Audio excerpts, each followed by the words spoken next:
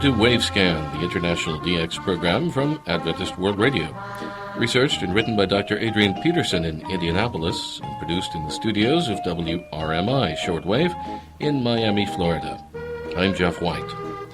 Today on Wavescan, Focus on Africa, radio broadcasting in the land of the mountain lion, Part 1, and our Australian DX report.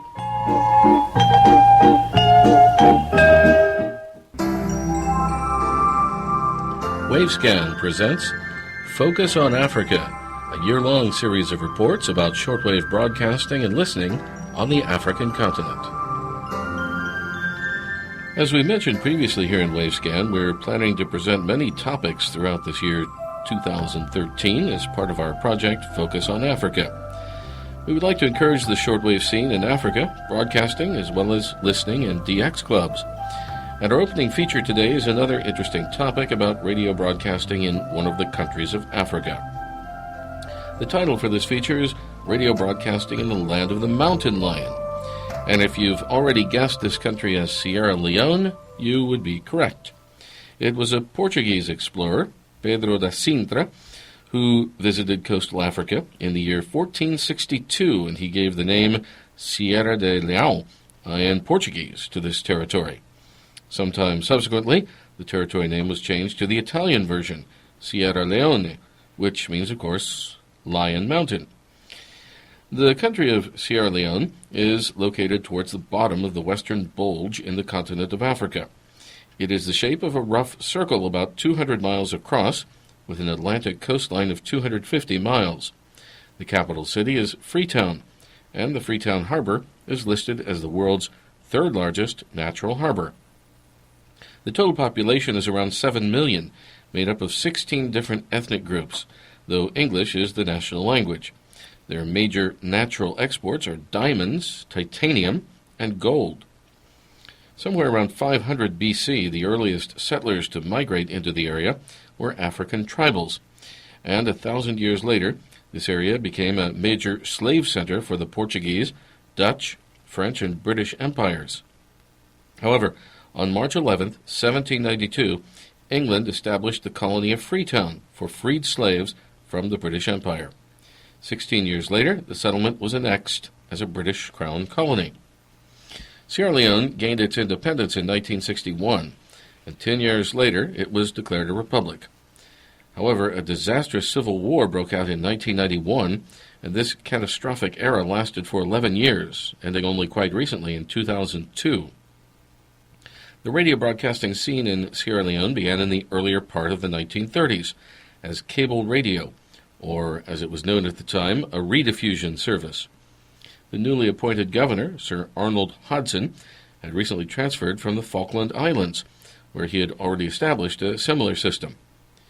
The new cable radio for Freetown was inaugurated on May 7, 1934, at 7 p.m., when Governor Hodson spoke into a microphone at Wilberforce Memorial Hall and declared the system open. This was the first cable radio system in West Africa, and subsequently Governor Hodson established his third rediffusion service in Accra in the Gold Coast, soon after he was transferred there to serve as governor.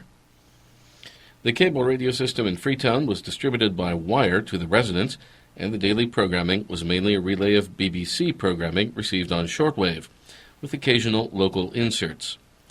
At the height of its success some 20 years later, the Freetown rediffusion service, with 2,300 subscribers, was described as healthy and vigorous, though it should be noted that reception by cable in the homes could be variable, particularly during the rainy monsoon season. Freetown cable radio came to an end in 1963, soon after independence, by which time radio broadcasting was somewhat regularly in service. Actually, the first wireless station in Sierra Leone was activated somewhere around 1921, when Morse code spark equipment was installed in Freetown. This facility, under the call sign VPU, was installed in the cable terminal of the African Direct Telegraph Company in Freetown.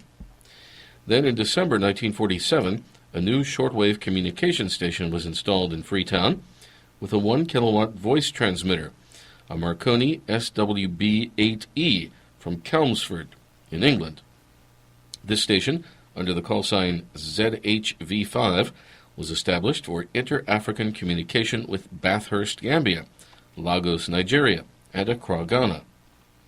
Station ZHV5 was logged in Australia on 8125 kHz, and the station was noted requesting reception reports on its transmissions. Initially, this new shortwave station was on the air on Monday mornings only. As far as the radio broadcasting scene is concerned, consideration was given to this matter in 1949, when the British government allocated a large sum of money to expand the radio studio at the cable radio station and install a radio transmitter. 2 years later, experimental broadcasts went on the air from a 300-watt transmitter on 9630 kHz in Freetown. We could guess that this was in reality a series of test broadcasts from the communication transmitter ZHV. However, after a few weeks on the air, this radio broadcasting service was terminated in July 1951 due to lack of funding. 4 years later, another financial grant from London enabled the construction of a new radio studio at Pamba Road, New England, Freetown, together with a 5-kilowatt transmitter at Hill Station on the edge of Freetown. This new radio broadcasting service was inaugurated in 1956, with the station under the jurisdiction of the Government Public Relations Department, the studio and transmitter under the Posts and Telegraph Department, and programming mainly taken from large recorded discs from the BBC in London. Very soon after this station was inaugurated, with 5 kilowatts on the familiar 3316 kHz, it was heard in Sweden, for which a QSL letter was issued. At this stage, a radio man from England was installed as the director of broadcasting, and that's where we take up the story of radio broadcasting in Sierra Leone next time. For our national anthem today, let's listen to the anthem of Sierra Leone.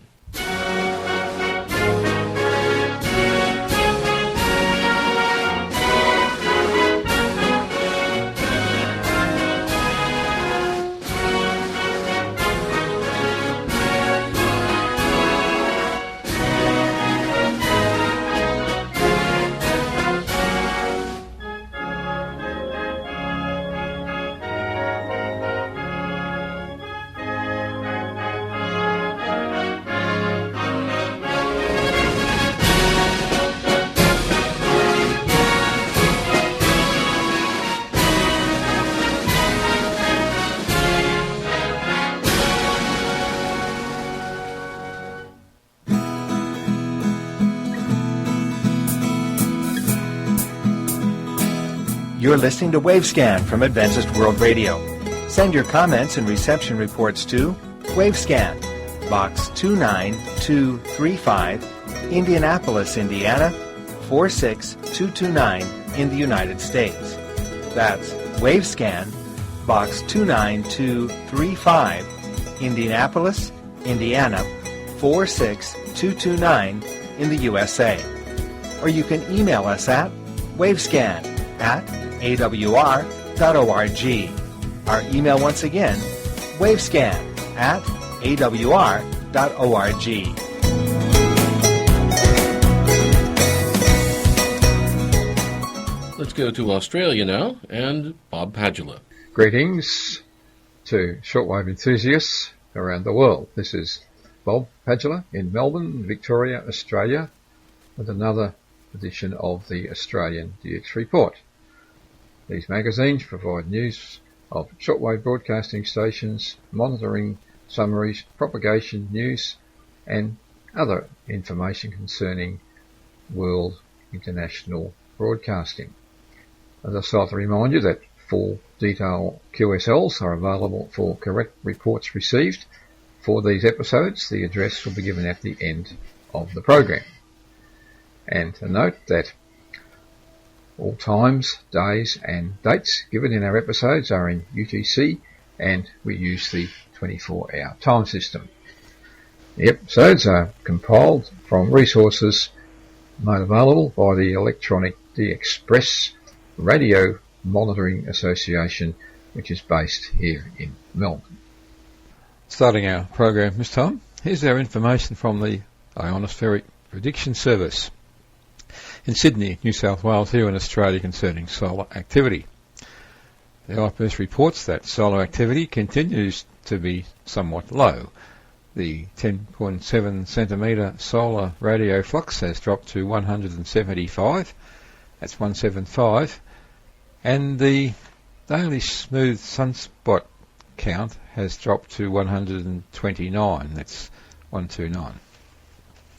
And IPS reports that those figures are not likely to increase significantly in the immediate future. So the result there is that high frequency propagation over multi-path transmission modes over long distances on frequencies above about 12 megahertz on daylight on darkness or semi-darkness paths will not be very reliable. But frequencies above about 12 megahertz on daylight paths on long distance circuits will be satisfactory. Here in Melbourne, there's some quite interesting reception in the 31 metre band, that's the 9 megahertz band, in our morning period in the post-sunrise window. This is a summary of some signals noted recently in this band. These are all at around 1750 to 1800. 9745, the Voice of Han in China, well, it's actually in Taiwan, programs in Chinese. 9740, a Korean broadcasting system, Kimjae, broadcasting in Korean. 9755, the Voice of America from Botswana in the Oromo language. And another frequency for the same program, this time from Werktakel in Germany, from the Voice of America in Oromo, that's 9860. 9765, Radio New Zealand International in English. 9890, China National Radio Network 13, that's one of the internal services in the Uyghur language. And 9840, Radio Liberty from Byblos in Germany in Russian. And 9790, the Voice of Russia from Moscow transmitting site in Russian. And 9795, Deutsche Welle from Kigali in Rwanda, broadcasting in French. 9025, the Philippine Broadcasting Service, the external service, Radio Filipinos, broadcasting in Tagalog and English, quite good reception. These are all at 1750 to 1800. And just above, 9835, Radio Television Malaysia, broadcasting in Malay, relaying the domestic network. 9850, the Voice of the Islamic Republic of Iran in the Bosnian language. And 9860, I mentioned a moment ago, the Voice of America from Werktakel in Oromo, and another Voice of America frequency, 9880, this time from Botswana in Portuguese. And 9885, the Broadcasting Service of the Kingdom of Saudi Arabia, broadcasting in the Tajik language. And 9905, Radio Free Asia at Palau, broadcasting in Chinese. And 9915, the BBC, interesting transmitter usage on this frequency for its Arabic service, that's 1750. Two transmitters, one at Skelton in the United Kingdom, and the other one in Paranol from Cyprus. And 9925, the Bible Voice Broadcasting Service from Werktakel in Germany in the Persian language at 1750. So that was a summary of some signals noted recently in the 31 metre band here in Melbourne in our post-sunrise period between 1750 and 1800. And good reception from most continents, particularly from the darkness paths from Europe, Middle East, Africa.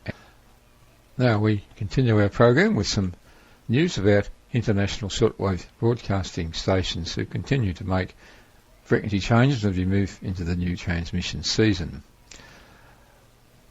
First of all, we have information concerning frequency changes from Germany, Deutsche Welle.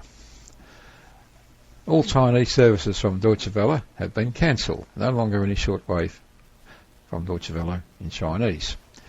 And these programs were on the air until January the 1st, between 1300 and 1330 on 9610 from the Singapore relay station, 1300 to 1400 on 11600 from Singapore, and parallel to 13700 from Dubai in the UAE. Now, other frequency changes for Deutsche Welle. English 0500 to 0530 to Southern Africa. New frequency is 7425 from Ascension, and that replaces 9800 from Kigali. And the same frequency, 7425, same transmitting site, in Portuguese to Southern Africa, 0530 to 0600. Now, frequency change for Radio Japan, NHK World Radio in Portuguese to South America.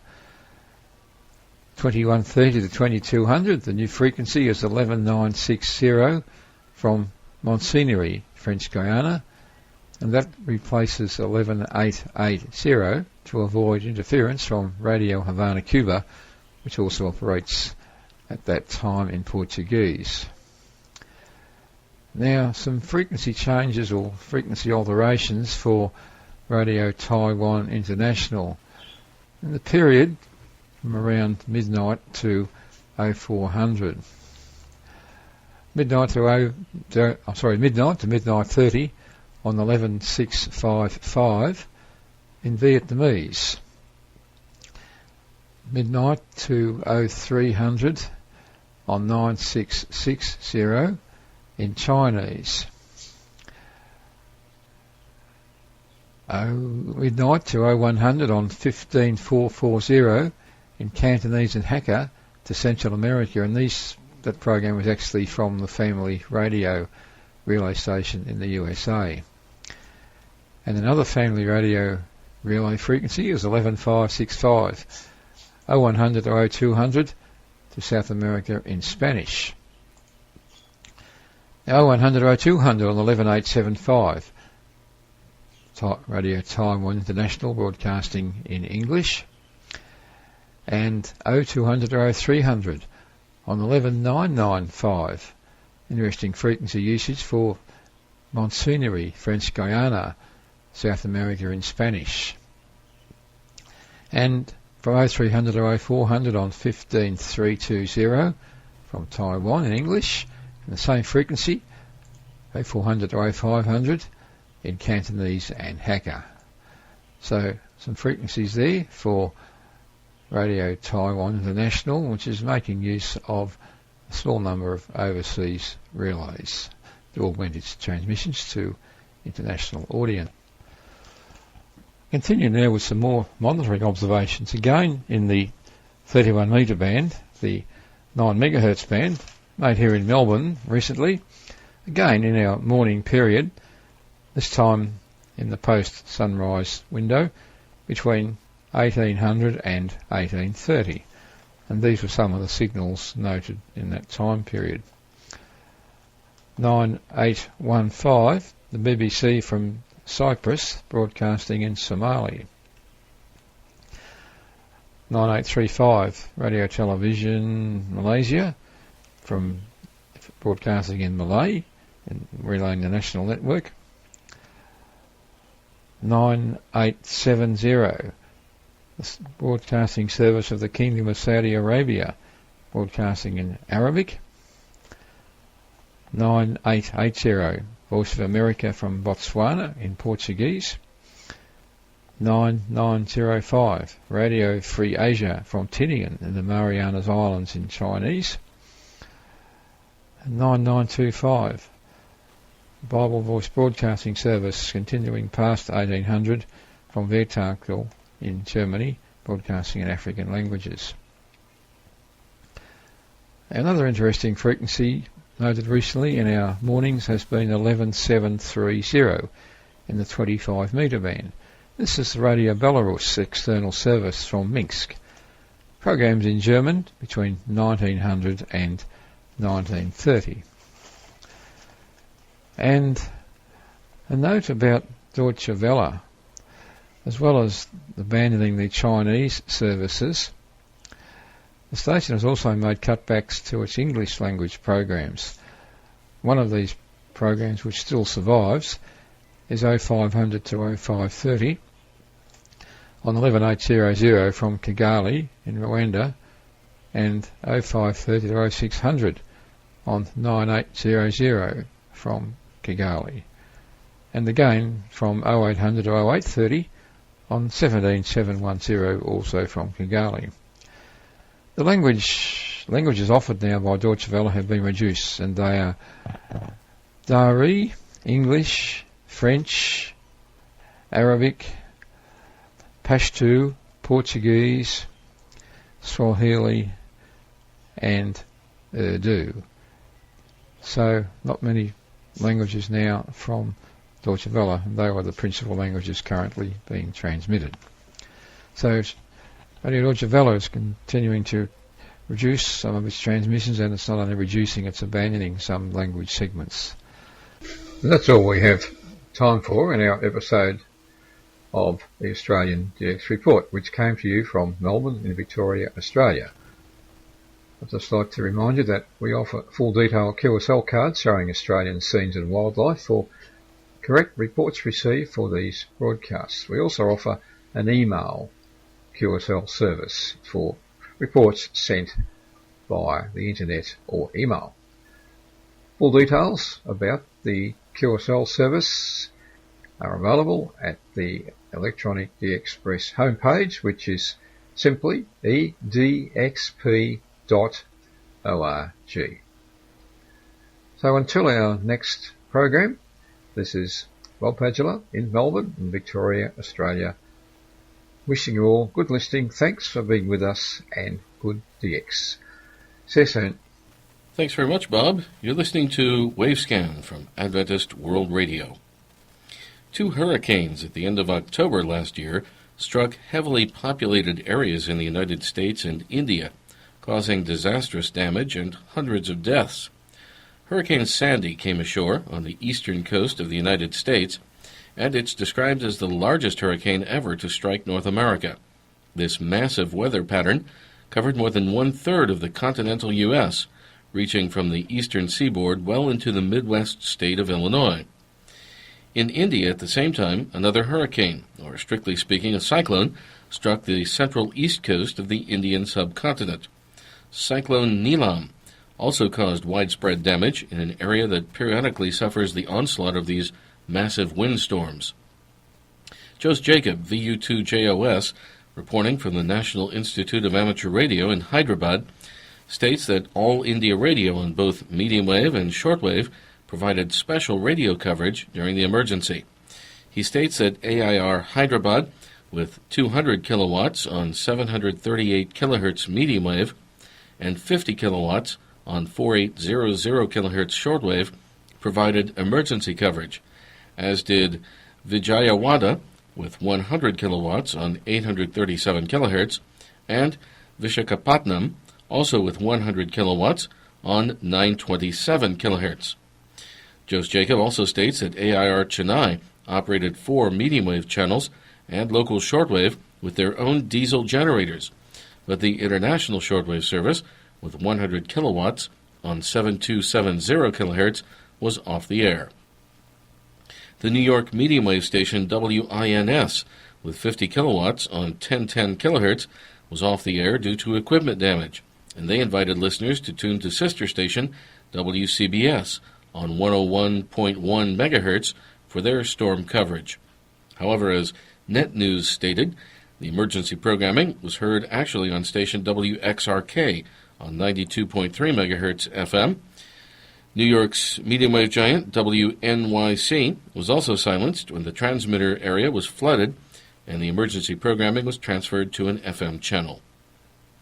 Radio World reported that medium wave WOR, with studios in New York and transmitter in a low-lying area near Rutherford, New Jersey, remained on the air with the usage of its emergency power generator. The water flood line came very close to the transmitter building. Several news reports tell of the loss of the sailing ship Bounty, a movie replica of the original HMS Bounty of Pitcairn Island fame. The modern replica was around 90 miles out at sea off the coast of North Carolina. 17 crew members were rescued by Coast Guard helicopter, but the captain and one crew member were lost when the ship sank. Robert Wilkner in Florida reported that he heard several area-wide radio stations on the air with weather reports and emergency updates at the time of Hurricane Sandy. Some of the stations he heard were Bahamas ZNS-3 with 1 kilowatt on 810 kilohertz and ZNS-1 with 8 kilowatts on 1540 kilohertz with evacuation orders and shelter information. Puerto Rico WKAQ with 10 kilowatts on 580 kilohertz with weather bulletins. Bahamas communications stations at 3 different locations on 4045 kilohertz with weather reports and emergency storm information. And the Key West communications station on 7268 kilohertz from here in Florida with storm information. The New Zealand DX Times reports that the founder of the world's most remote radio broadcasting station turned 90 back last December. He is Steve Grimsley, VK2ZP, and he lives in the Australian town of Bennelong in New South Wales. Back in 1961, Grimsley established the medium-wave radio broadcasting station KOLD at Wilkes Base in Antarctica, and it's still on the air to this day, though now on FM 102.5 megahertz.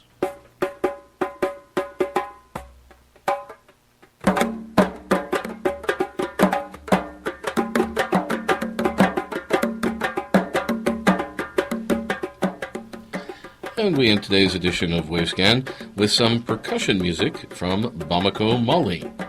Thanks for listening to Wavescan, the weekly DX program from Adventist World Radio. It's researched and written by Adrian Peterson in Indianapolis. Next week on Wavescan, 100 Years of Wireless and Radio in Bulgaria, Part 3, the early shortwave scene, and our Japan DX report.